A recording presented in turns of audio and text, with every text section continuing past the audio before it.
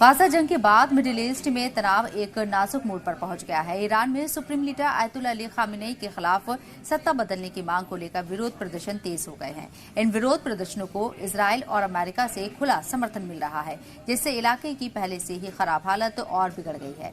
Iran ने warning दी है कि अमेरिका या इजरायल के जरिए तेहरान पर किसी भी हमले के नतीजे गंभीर और लंबे समय तक रहेंगे।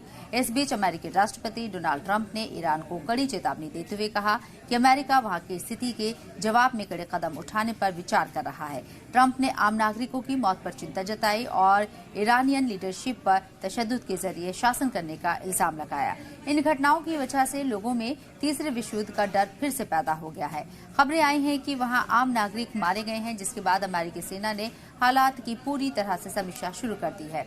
इतवार को फ्लोरिडा से व्हाइट हाउस लौटते वक्त एयरफोर्स वन में पत्रकारों से बात करते हुए ट्रंप ने ये बातें कही। वहीं दूसरी तरफ आयतुल्लाह अली खामेनेई ने भी ट्रंप को किसी भी तरह का कदम उठाने के बाद खामियाजा भुगतने की वार्निंग दी।